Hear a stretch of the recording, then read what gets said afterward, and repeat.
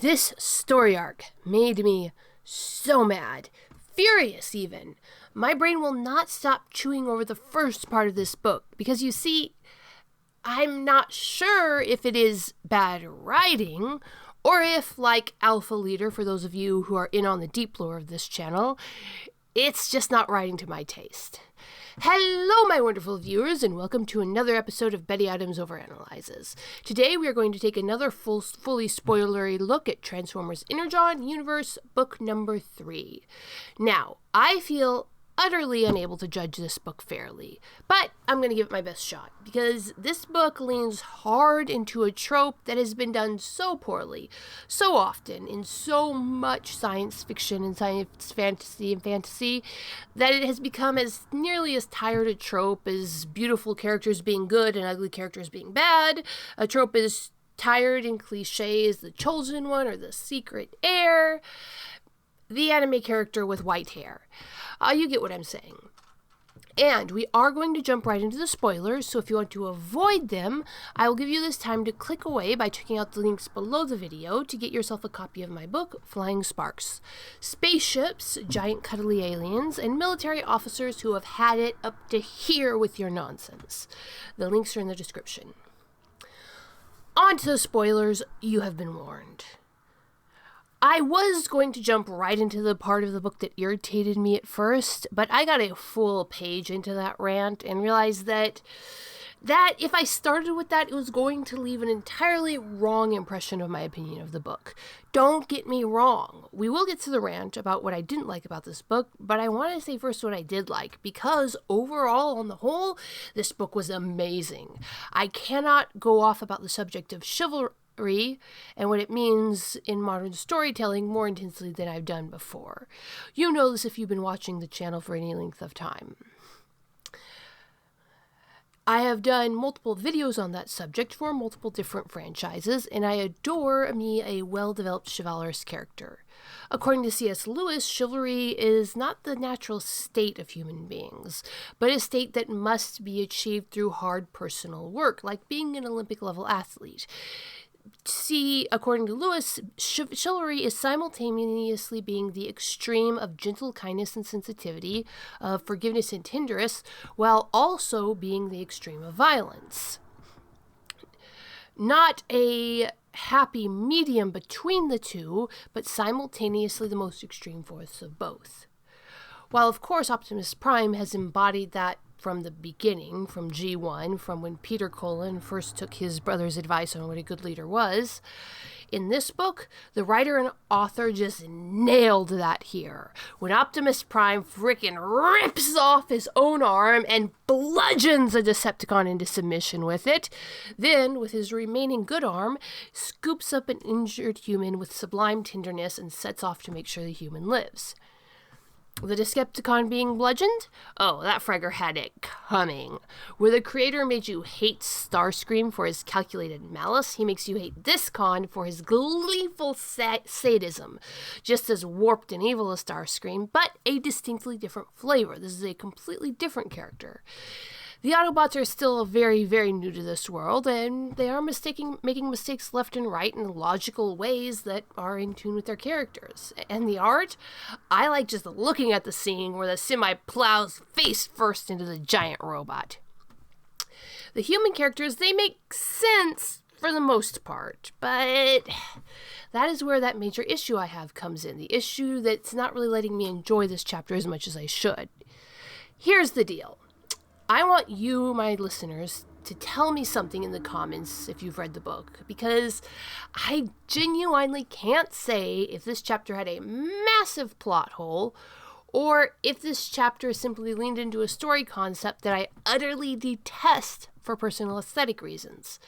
The issue falls into one of my blind spots, and so that's why I'm asking. Here's the question. Did the classic tired old trope of the Marvel misunderstanding make sense in the context of the story? If you can convince me that it makes sense from a storytelling perspective, well, I'm still going to detest it, but I can accept that there are things that I am not going to like in a good piece of art. I like the color magenta. I am just not sure this one part of the book counts as a good piece of art. If you've been watching this channel for some time, you may have seen the video I did on Alpha Leader, one singular episode of the animated show Glitch Techs. It was that one episode, the only one in the series that I didn't fully watch because I found the subject matter so cringingly painful. In that case, it was the trope where the up-and-coming protagonist gets advice from someone who is well-meaning, but singularly unqualified to give that advice, and the protagonist makes an utter fool of himself. Now, from the majority of the episode that I did watch, it was clear that this was a good episode. It was every bit as artistically sound as the rest of the episodes. I simply cannot stand watching a well-written protagonist make an utter fool of himself in a logical context. So, even though I personally detested the way the episode made me feel, and did not want to subject myself to it, I freely acknowledge that it was a good episode, and I didn't like it. I don't know if I can do that with book number 3. See, the problem is this. You have this very classic trope here. The Autobots wake up on Earth, the Decepticons have been wreaking havoc, murdering people, disrupting human lives by destroying power stations. And on a side note, destroying a power station is in many ways just a slightly slower way of killing people. That just focuses the deaths, makes sure that the deaths fall on the weak and the helpless, like people in hospitals on ventilators, those who can't survive without modern medical interventions. Then, after this happens, the people with the weapons show up, see the giant robots or the kaiju, etc., who are trying to kill us, or whatever giant threatening-looking force is actually one of the good guys, but can be reasonably seen as a threat from the perspective of the people charged with protecting the population. Godzilla is often a classic example of this trope in various iterations. You've got two giant unknown forces. One of them wants to protect the population, one of them's destroying it, and whoever is in charge of defending that population can't tell the difference. I really, really detest this trope. Not only when it's poorly done, I am not at all fond of it when it is well and logically written. But I admit that it can be well and logically written. However, it falls so easily into illogical nonsense that the whole concept tastes foul to me. The worst part, in my humble opinion, is how the story using the trope often makes out the defenders to be evil or antagonists, when they are only making logical choices based on self-preservation. A good story is a representation of reality. And if you have people do logical things that are perfectly moral from their perspective, it can get messy fast. There are situations in which violence is necessary, and as someone who has had to deal with the closest thing to land-based kaiju that we have in real-life North America on a regular basis, that is grizzly bears and moose, I have actually been in those situations where violence was necessary, and I have had to deal with the kind of people who want to demonize those who would use violence in those situations. I think I've told this story before. I got a job in the bush, Alaska, and one of the questions in the interview was, would you be willing to shoot a grizzly bear to protect yourself or your crewmates from imminent physical harm? And I actually my brain stalled out, and it took me a few seconds to answer because I figured it had to be a trick question. Who wouldn't say yes? And so I asked that. I'm like, yes? Does anybody ever say no? They go, yeah. We get people who want the job but say they couldn't do it, which made no sense to me. But look, if I walk into a situation, I got my shotgun, I'm taking point for my scientific crew, we're out doing our research, I find two grizzlies fighting over the body of a fallen child, and I am the one with the shotgun. I am going to assume that these grizzly bears are fighting over who gets to eat the child, not that one of them is defending her. If two bull moose are knocking antlers in the same situation, I am assuming that both are a passive danger to the child. All of this just to lay out my bias here. This is one of the reasons why the "don't hurt him, he's one of the good ones" line does not play well with me, because I have seen too many stupid tourists think they have an emotional connection with the bison, the moose, the bear, and get eaten like, well, Timothy Treadwell comes to mind. If you want more details on this from a completely different perspective, go watch the movie or read the book, The Life of Pi. This gives a really good example of why it's important to understand what you're dealing with when you're dealing with wild animals. But sidetracking. I freely admit that this is a blind spot of mine. I have my biases from real life that make the fictional trope distasteful to me. And it's possible that in Energon Book 3, we have a well-written sequence of events. But that said, I don't think so at this point. It took me nearly twice as long as normal, twice as long as it did for the previous 2 books, to chew the story over and figure out why. And I've narrowed it down, and it all comes down to Sparkplug's reactions to Carly's explanation of the Autobots, and to a lesser degree to Carly's explanation itself. Carly, instead of saying, this guy saved us, instead of this guy saved our lives, which would have been the most compelling argument, she makes some long-winded statement about how she thinks their intentions are good, which kind of makes sense. She's an artist, her head is full of big ideas, but it's not the thing you say in this situation. But okay, she's a kid, she didn't explain the situation very well. The scenes where Carly rushes home and finds Sparkplug in place of her own dad, these are profoundly well-written, emotionally written, wrenching, logical scenes. The local military veterans gathering at the VFW to arm themselves and prepare to fight, that they have access to more powerful weapons than a civilian should have, yeah, it makes sense. Logical, well-written. One does wonder what the rest of the population is doing at this moment, but it is late at night, so people without military training are presumably sleeping.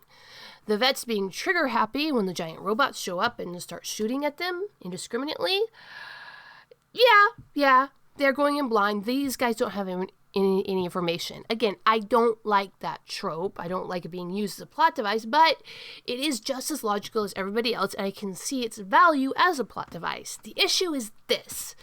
In every single conflict that you will ever read about, where you have a giant, overwhelmingly technologically advanced military force sweeping through an outlying population, getting them caught up in their larger war, the first thing that both sides, both the advanced military and the local population, do is seek allies. It isn't clear where the story is set in the real-world timeline. In G1, Sparkplug was explicitly stated to be a veteran of the Korean War, but that doesn't matter. Whether it's World War I, World War II, Korea, Vietnam, Iraq, step 1 of being the overwhelming invading power is finding local allies.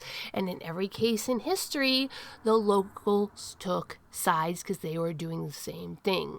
It makes absolutely no sense for Sparkplug to tell Carly what he did. What Sparkplug says in this book is essentially that it doesn't matter what the intentions of the invading force are. Fair enough, people are going to get killed in the crossfire, which is true, of course, but utterly irrelevant to the points Carly was making.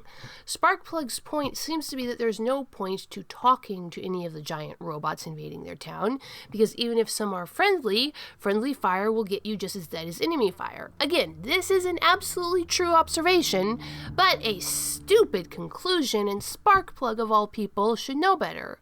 When greater powers sweep through your home, bringing their own wars, you have 2 options. 1, pull a King of Siam and play them off each other to get them to leave you alone, or you pick a side and offer your help and receive their help in return. Now, the King of Siam play only works if all the opposing parties are reasonably ethical and have long-term goals in the region that you can exploit, which is very much not the case here.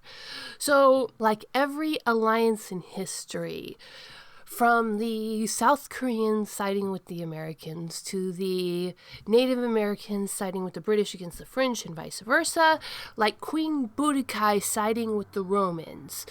Across all recorded history, the wisdom is this: you pick your side and you to minimize your losses. Sparkplug's implied reasoning that they shouldn't seek out allies in the Autobots because of the risk of crossfire and friendly fire losses goes against every age of military wisdom, what is presumably Sparkplug's own personal experience, and from what I can see, his character in general. If I were to steelman the writing of this one scene and give the creators full benefit of the doubt, I would say that Sparkplug is an alcoholic who is currently going through withdrawal, was already suffering from PTSD from his own wartime experience and the loss of one son, and he's simply not in the right mind. But what do you think, my wonderful viewers? Did Sparkplug's reasoning make sense in the context of the story and his character is shown? Or is this a contrived conflict, a blot on otherwise stellar writing? Let me know in the comments below this video. Hit that like and subscribe button, and peace out, my wonderful viewers.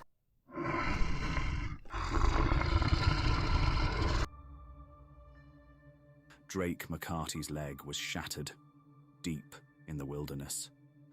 As the flash flood closed over him, something alien pulled him from the waters. A military base that shouldn't exist. An ancient warrior with secrets of his own. Drake returns to his family with a whole leg and the burden of a secret he doesn't understand. In the forest around them, someone is watching, and something followed him home.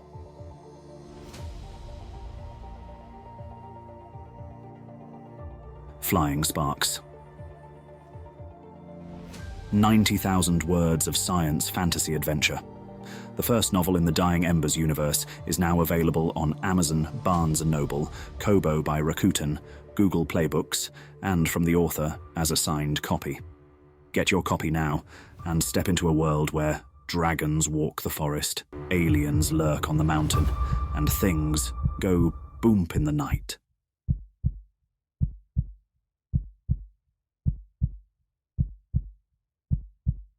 Escape into another world with the writings of author Betty Adams.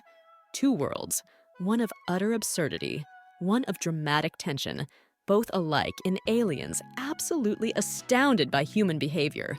Humans are weird, short, absurd science fiction stories. Flying sparks, dragons, aliens, and things that go boom in the night. Books available on Amazon, Barnes & Noble, Kobo by Rakuten, Google Play Books, and at authorBettyAdams.com for a signed copy.